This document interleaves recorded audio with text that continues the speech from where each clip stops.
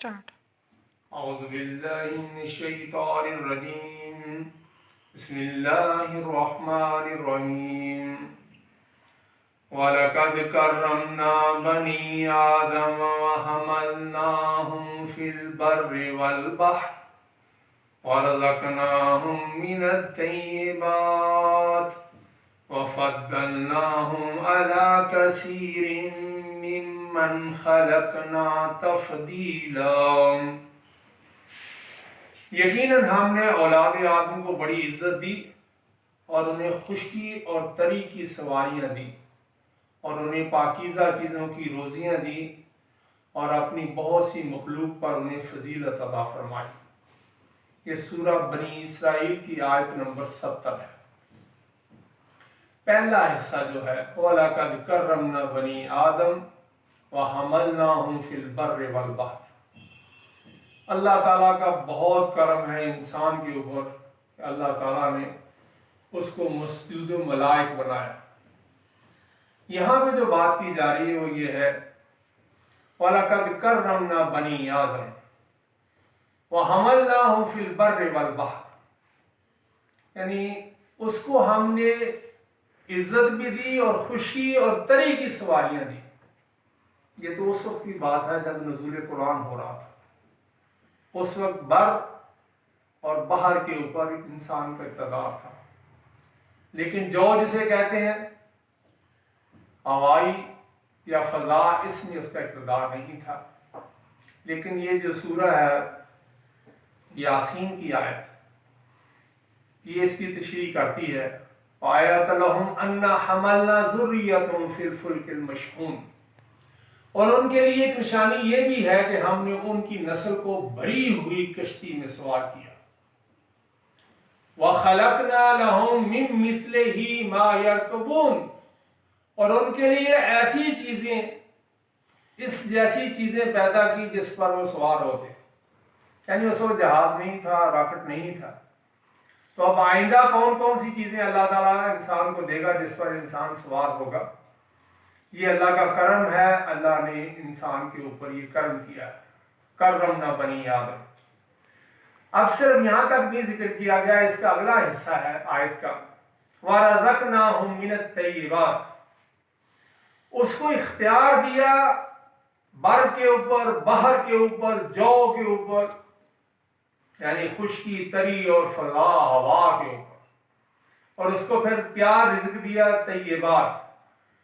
اس کی جو تشریح ہے قرآن حکیم میں یہ آتی ہے وَلَقَدْ آتَيْنَا بَنِي إِسْرَائِيلَ الْكِتَابَ وَالْحِكْمَةَ وَالنَّبُوَّةَ وَرَزَقْنَاهُم مِّنَ الطَّيِّبَاتِ وَفَضَّلْنَاهُمْ عَلَى الْعَالَمِينَ، یقیناً ہم نے بنی اسرائیل کو کتاب، حکومت اور نبوت دی، اور ہم نے انہیں پاکیزہ اور نفیس روزیاں دی تھی اور انہیں دنیا والوں پر فضیلت دی تھی۔ یہ بنی اسرائیل کا ذکر کیا گیا کہ ان کو کتاب دی، تورات دی ان کو، اور انجیل بھی بنی اسرائیل کے لیے ہی آئی تھی، اور پھر ان کو حکومت دی۔ بہت بڑا عرصہ جو ہے ان حکومت رہی بنی اسرائیل کی، اور پھر اللہ تعالیٰ نے من و سلوہ ان کے اوپر عطا اور بہت سی پاکیزہ روزیاں ان کو دی۔ اور اس کے بعد جو بات ہے وَفَضَّلْنَاهُمْ عَلَى الْعَالَمِينَ، اور ان کو پورے جہانوں کے اوپر ہم نے فضیلت دی۔ انبیاء کا جو سلسلہ ہے، سلسلہ تو ظہر، یہ بنی اسرائیل کے اندر ہے سارے انبیاء کا۔ یہ سورہ جاسیہ اس کی آیت نمبر 16 تھی۔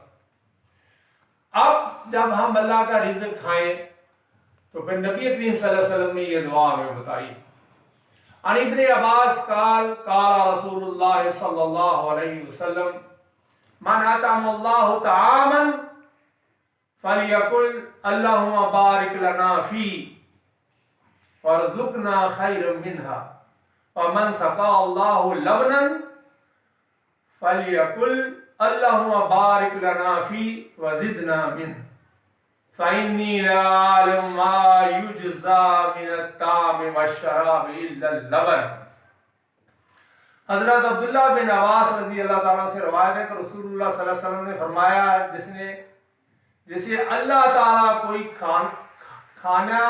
کھانے کو دے تو اسے چاہیے، یعنی اللہ جس کو کھانے کے لیے کچھ دے عطا کرے تو اسے یوں کہنا چاہیے اللہم بارک لنا فیہ وارزقنا منہ وارزقنا خیر منہ، اے اللہ ہمیں اس میں برکت دے اور اس سے بہتر رزق عطا فرما۔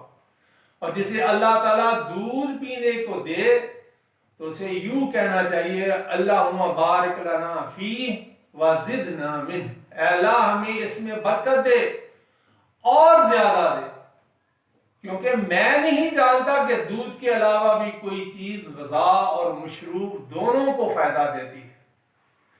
یہ جو ہے اس کی سند حسن ہے، ابن ماجہ میں یہ روایت آئی ہے اور 3322 اس کا نمبر۔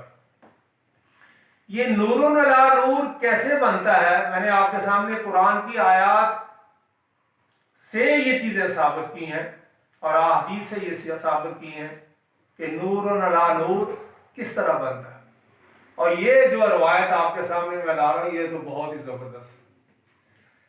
اس آیت کا آخری ٹکڑا ہے وَفَضَّلْنَاهُمْ عَلَىٰ كَثِيرٍ مِّمَّنْ خَلَقْنَا تَفْضِيلًا، بنی آدم کو ہم نے جو ہے نا بڑی فضیلت دی، اور اس کے بعد اپنی مخلوق میں سے اس کے بارے میں ذکر کیا جا رہا ہے۔ عن ابی ہریرہ قال قال رسول اللہ صلی اللہ علیہ وسلم من را مبتلا فقال الحمد للہ الذی عافانی مما ابتلاک به وفضلنی علی کثیر ممن خلقنا تفضیلا لم یصبہ ذلک البلاء۔ نبی کریم صلی اللہ علیہ وسلم نے اس آیت کے آخری ٹکڑا جو ہے وَلَقَدْ كَرَّمْنَا بَنِي آدَمَ وَحَمَلْنَا مَعَهُمْ فِي الْبَرِّ وَالْبَحْرِ وَرَزَقْنَاهُم مِّنَ الطَّيِّبَاتِ وَفَضَّلْنَاهُمْ عَلَىٰ كَثِيرٍ مِّمَّنْ خَلَقْنَا تَفْضِيلًا۔ وَفَضَّلْنَاهُمْ عَلَىٰ كَثِيرٍ مِّمَّنْ خَلَقْنَا تَفْضِيلًا کو آپ صلی اللہ علیہ وسلم نے اپنی حدیث میں بیان کیا ہے اور اس کو نور بنا دیا، دونوں نوروں کو قرآن اور حدیث کو اکٹھا کر دیا۔ وہ کیسے ہے؟ ابو ہریرہ رضی اللہ تعالیٰ سے روایت ہے کہ رسول اللہ صلی اللہ علیہ وسلم نے فرمایا جو شخص کسی شخص کو مصیبت میں مبتلا دیکھے تو پھر کہے، یعنی کوئی ایسا آدمی جو کسی مرض میں ہے، مبتلا ہے، تو اس کے دیکھ کے اسے یہ دعا پڑھنی چاہیے کہ سب تعریفیں اللہ تعالیٰ کے لیے ہیں جس نے مجھے اس بلا اور مصیبت سے بچایا، جس سے تجھے دوچار کیا اور مجھے فضیلت دی اپنی بہت سی مخلوق پر، تو اسے یہ بلا نہ پہنچے گی۔ اسنادہ صحیح، ترمذی، حدیث 3432۔ یعنی آج کل وبا یہ عام ہے کرونا کے کسی مریض کو آپ دیکھ کے یہ دعا پڑھیں الحمدللہ الذی عافانی مما ابتلاک بہ وفضلنی علی کثیر ممن خلق تفضیلا۔ یہ اتنا حصہ آپ جب پڑھیں گے تو اللہ تعالیٰ قرآن کے اس برکت سے اور محمد رسول اللہ صلی اللہ علیہ وسلم کے اس فرمان کی وجہ سے آپ اس مصیبت اس بلا سے محفوظ رہیں گے۔ جزاک اللہ خیر۔